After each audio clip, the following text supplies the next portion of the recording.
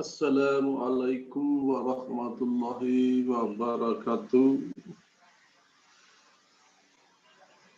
Kita bertemu lagi di pertemuan ke-10 materi komputasi pervasif dan jaringan sensor. Hari ini kita akan membahas materi microcontroller. Ya, jadi sebelumnya kita membahas tentang RFID, maka kali ini kita akan kemudian di pertemuan ke-10 ini, ya, seri ke-11, ya, pertemuan ke-11 ini kita akan membahas tentang microcontroller. Jadi meliputi pertama pengertian dan fungsi, kemudian jenis-jenis microcontroller, kemudian microcontroller AVR, kemudian konfigurasi pin dan spesifikasi port. Apa itu microcontroller? Ya, jadi sebelum kita bahas tentang microcontroller, maka selama ini kita mengenal yang namanya microprocessor. Jadi kalau kita bicara tentang komputer, ya, komputer sesungguhnya ada dua jenis komputer, yaitu jenis komputer yang berbasis microprocessor, ya, di mana pada microprocessor itu di sana dia multi programming, ya, bisa multi processing, bahkan dia bisa multi operating. Jadi multi programming, multi processing, bahkan dia multi operating system. Ya, artinya bahwa di dalam satu microprocessor bisa ditanamkan lebih dari satu proses sistem, ya, sistem operasi, ya, bisa dipasang lebih dari satu sistem operasi. Tapi yang paling jelas bahwa di micro processing, yaitu bagian utama daripada komputer PC, komputer laptop, ataupun komputer Android, komputer smartphone, itu yang paling utama adalah dia multi processing dan multi programming. Artinya itu bisa jalan bersama. Kemudian yang kedua, komputer yang kedua disebut sebagai microcontroller, yaitu komputer yang berbasis kepada microcontroller.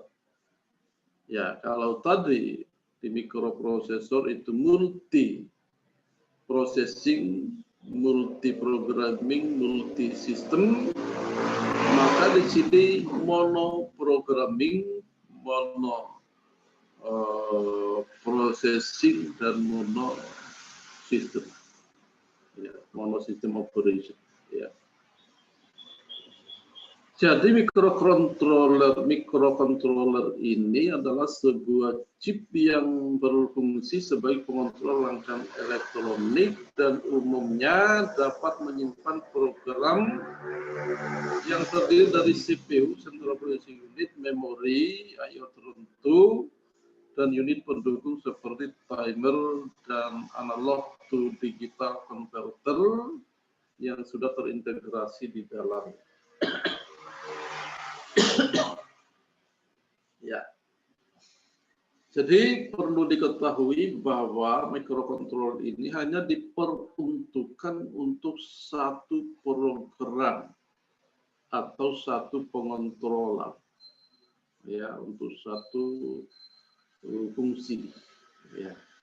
Jadi dia bisa dipasang, katakanlah misalnya di mesin cuci, maka dia hanya untuk mengontrol mesin cuci.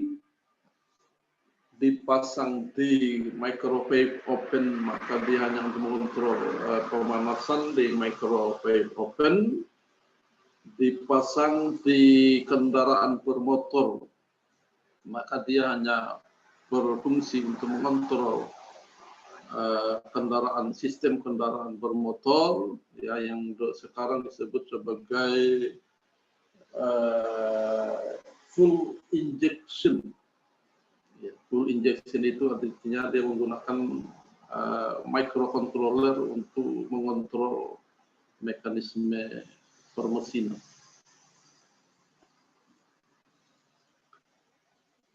Ya. Apa fungsinya? Ini adalah pertama sebagai counter atau pencacah. Ya, jadi dalam program, ya, program itu biasanya kita berhubungan dengan pencacahan. Ya. Kemudian dia juga berfungsi sebagai decoder dan encoder. Dia juga bisa berfungsi sebagai flip-flop. Dia juga bisa berfungsi sebagai pembangkit osilasi. Dia juga bisa berfungsi sebagai timer atau pewaktu. Bisa juga sebagai atau berfungsi sebagai analog to digital converter atau ADC. Secara settingannya, ya kan, microcontroller ini ada dua, nah, yaitu ada yang disebut dengan RISC, Reduced Instruction Set Computer. Jenis yang ini memiliki instruksi yang terbatas, akan tetapi fasilitasnya lebih banyak. Jadi dia lebih banyak ke hardnya, ke kontrolnya, hard computingnya, nah, daripada soft computing. Ya. Kemudian ada yang disebut dengan CISC, Complex Instruction Set Computer, yaitu jenis yang kebalikannya daripada RISC, yaitu instruksinya lebih lengkap tetapi fasilitasnya lebih sedikit. Jadi soft computingnya lebih banyak dibanding atau lebih lengkap dibanding dengan hard computing. Kemudian dari sisi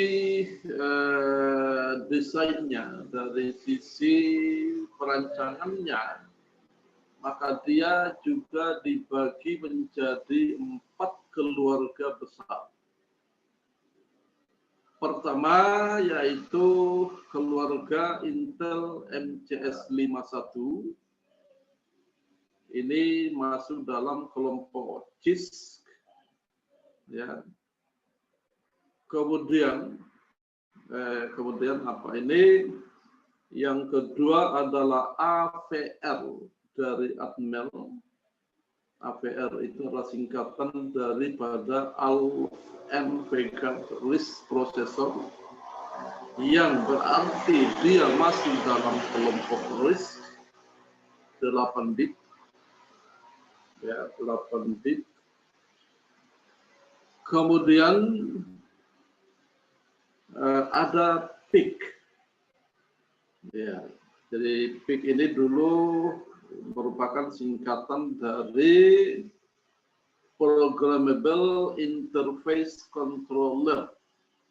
kemudian belakangan dia berubah menjadi programmable intelligent computer. Ya. Kemudian yang keempat itu adalah ARM, yaitu microkomputer yang arsitekturnya meliputi 32 bit RISC, ya, juga masuk kelompok RISC. Ya, jadi ada 4, ya, ARM, PIC, APR, dan Intel MCS 51. Ya. Dialah bentuk daripada APR. Kemudian ini adalah PIC. Kemudian ini adalah Intel MCS 51 dan ini adalah ARM.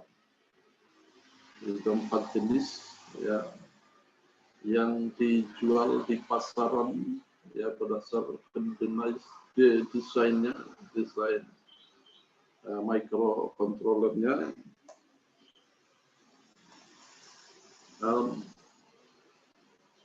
Maka karena yang banyak digunakan di pasar selama ini adalah, ya, APR, ya, maka yang dibahas di sini hanya APR. Ya. Jadi microcontroller ini merupakan jenis daripada RISC 8 bit, maka kode instruksinya dikemas dalam satu siklus clock. Ya, jadi dia punya perangkat yang cukup banyak, tetapi instruksinya sederhana, tidak banyak. Dan dia merupakan salah satu jenis arsitektur microcontroller yang menjadi andalan daripada Atmel. Ya, artinya Atmel memproduksi atau merancang beberapa jenis microcontroller, tapi yang paling banyak digunakan itu adalah APR. Arsitektur ini dirancang memiliki berbagai kelebihan dan merupakan penyempurnaan dari arsitektur microcontroller yang sudah. Berbagai seri microcontroller APR telah diproduksi oleh Atmel dan digunakan di dunia sebagai microcontroller yang bersifat low cost dan high performance, jadi murah dan bagus.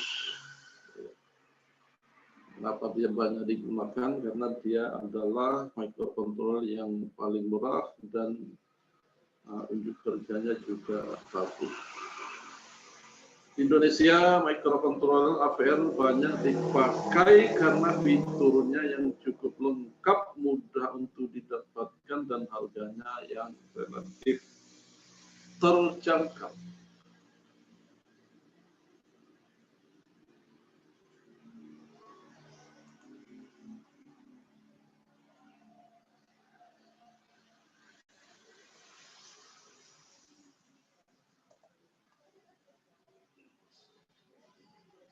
Oke, terus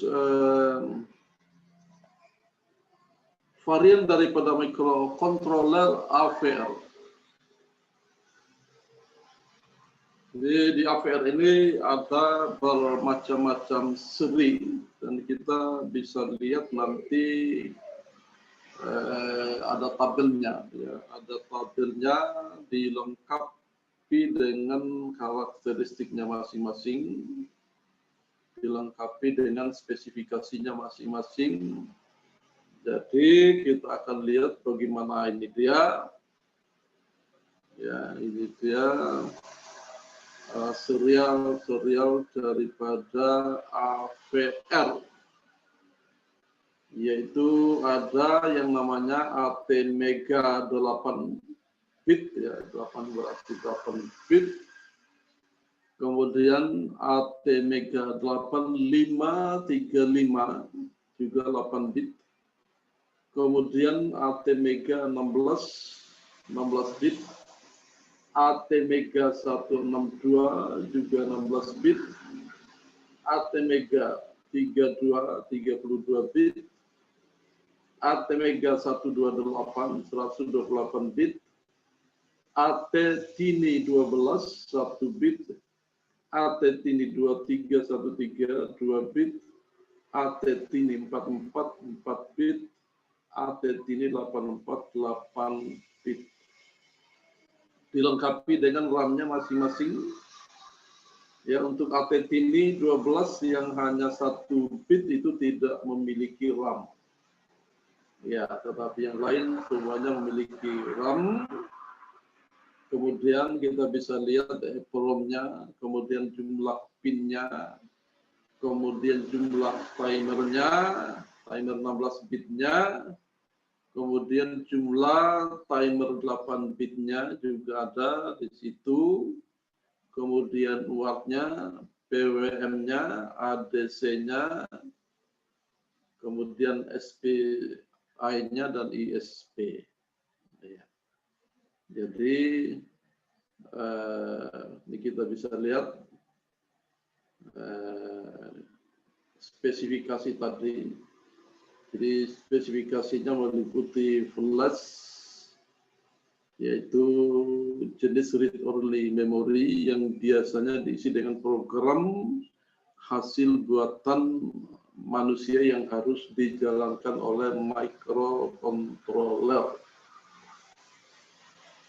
Kemudian ada RAM, Random Access Memory, merupakan memori yang membantu CPU untuk penyimpanan data sementara dan pengolahan data ketika program sedang run. Jadi perlu diperhatikan di sini bahwa meskipun microcontroller itu adalah komputer yang terpisah, ya, komputer yang terpisah, tetapi di dalam desain, di dalam implementasi penerapan programmingnya, controllingnya itu harus juga menggunakan komputer microprocessor.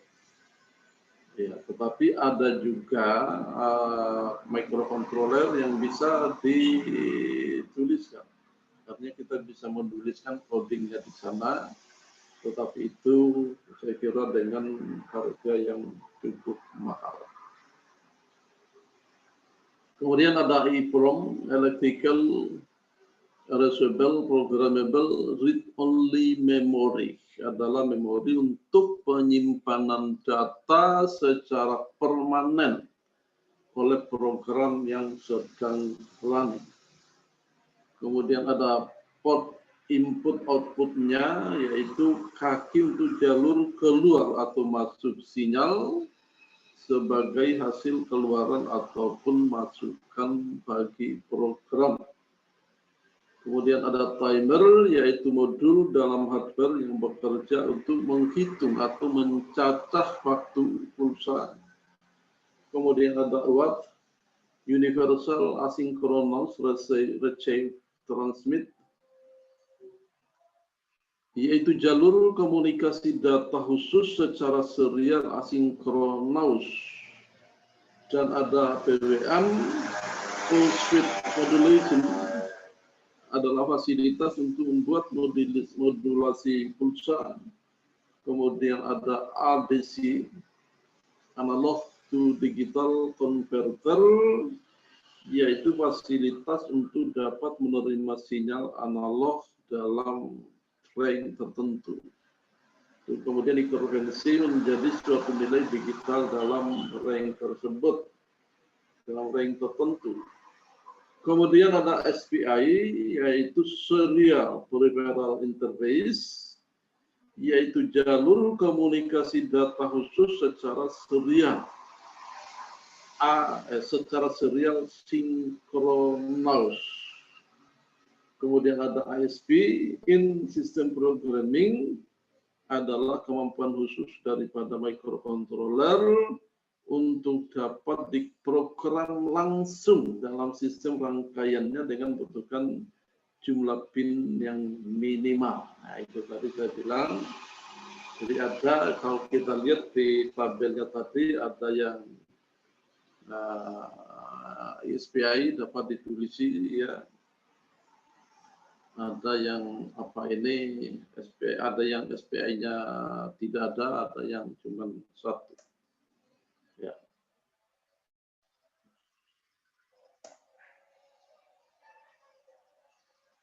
Kemudian arsitektur microcontroller AVR.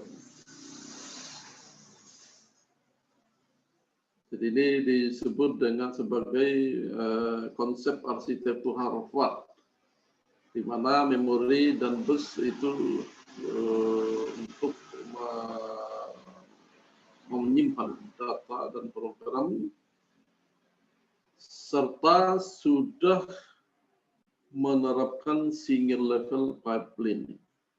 Selain itu, microcontroller AVR juga mengimplementasikan RISC, reduce instruction set computing, sehingga eksekusi instruksi dapat berlangsung sangat cepat dan efisien.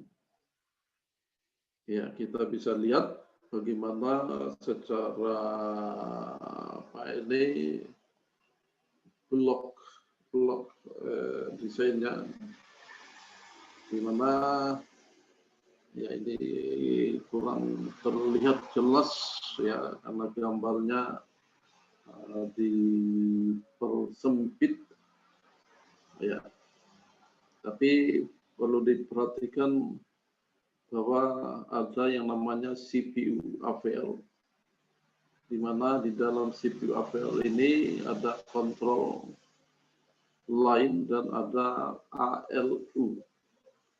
Ya, seperti halnya juga komputer pada umumnya ada ALU, ya,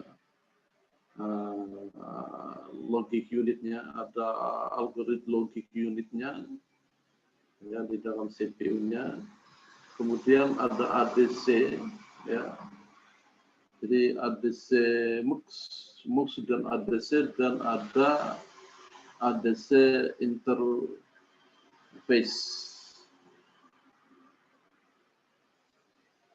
Kemudian di apa ini ya nanti bisa diperbesar, kalau mahasiswa sudah download ini bisa diperbesar sehingga bisa dibaca secara jelas skemanya. Ya, ini adalah input outputnya, karena ini tegangan inputnya di sini, dan di sini adalah tegangan outputnya. Ya, ini adalah dalam bentuk PCB. Ini dalam bentuk PCB, sedangkan ini dalam bentuk PAD.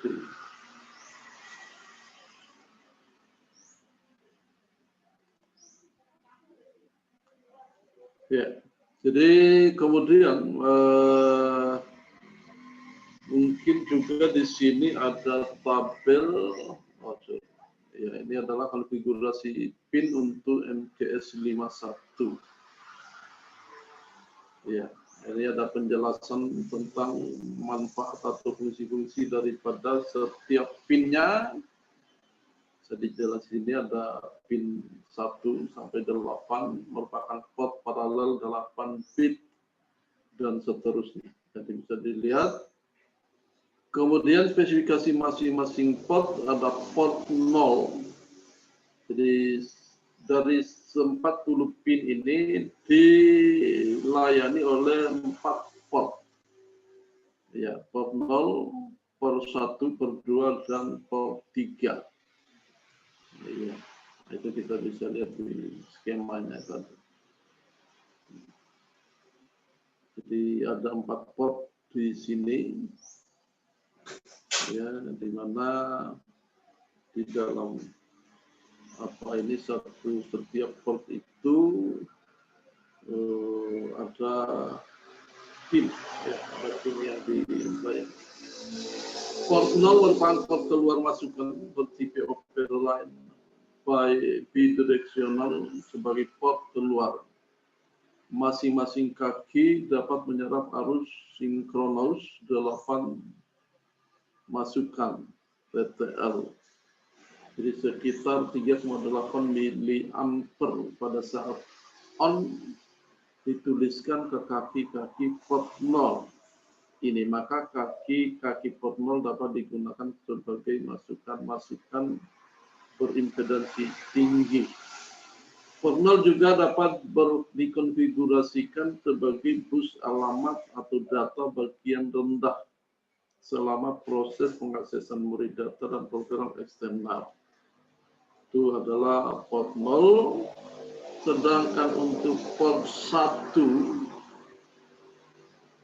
ya, port 1 itu adalah port input output 2 arah. Jadi arahnya 2 arah. Ya, jadi penyangga keluaran port 1 mampu memberikan menyerap arus 4 masukan TTL sekitar 1,6 miliampere ketika on dituliskan ke kaki port 1.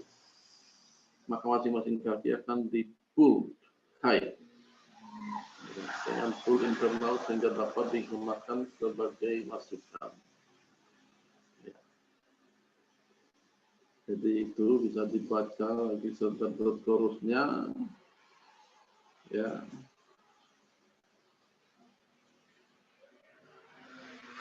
Jadi itu adalah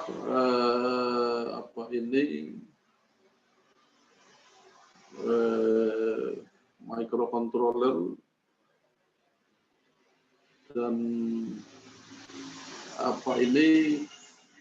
untuk setiap implementasi itu aplikasi apa misalnya, maka kita bisa mencari microcontroller apa yang kira-kira kita gunakan, terutama dengan pertimbangan-pertimbangan tadi, misalnya harganya, kemudian yang mau dikerjakan juga apa, maka kita pilih jumlah bitnya berapa, ya, karena itu akan mempengaruhi unjuk kerjanya, ya, untuk memecahkan misalnya problem-problem tertentu. Ya, kita bisa mengacu ke tabel ini tadi untuk bisa memilih untuk implementasi tertentu kita harus pilihan. Ini sudah ada di sini. Jadi saya kira untuk microcontroller itu yang saya bisa saya jelaskan. Nanti ya tentu saja mahasiswa tidak berkecimpung di bidang ini karena ya mahasiswa di jurusan teknik informatika, ya. Karena ini biasanya bagian dari teknik komputer atau sistem komputer. Ya, tapi itu adalah gambaran-gambaran bagaimana sebuah microcontroller digunakan di pemasarannya seperti apa, kemudian klasifikasinya seperti apa, jenis-jenisnya seperti apa, kita bisa tahu. Ya. Jadi saya kira pertemuan hari ini kita akhiri. Wassalamualaikum warahmatullahi wabarakatuh.